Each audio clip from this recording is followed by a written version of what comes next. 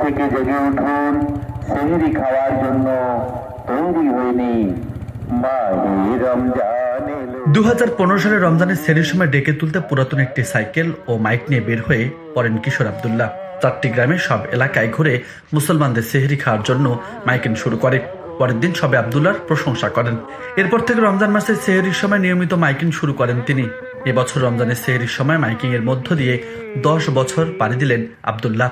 ভাই সকল ও আমার রোজাদার মা ও বোনেরা, এখন সেহরি আমি এই কাজ করি, যাহা কিছু করি এটা আল্লাহ সন্তুষ্টির জন্যই শুধু করি।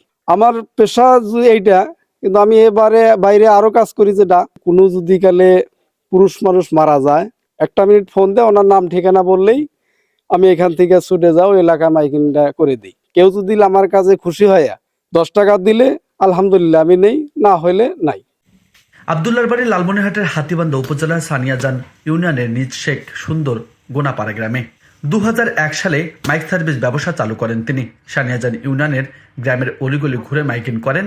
কোনো প্রকার সম্মানী ছাড়াই সেহরির সময় ডেকে তোলেন মানুষকে। আবার কেউ এলাকায় মারা গেলে ফ্রিতে মাইকিংও করেন এই আব্দুল্লাহ। 10 বছর ধরে মনে করেন সিহিরির সময় ডাকাডাকি করে। সিহিরি ডাকাডাকি করার মাধ্যমে আমরা মনে করেন যে আনন্দিত ও খুশি। ওনার জন্য আমরা সময় মতো খাইতে পারতেছি এবং উনি খুব পরিশ্রম করতেছে। 8-10 বছর ধরে এটা ডাকাডাকি করে, 8-10টা গ্রাম করে।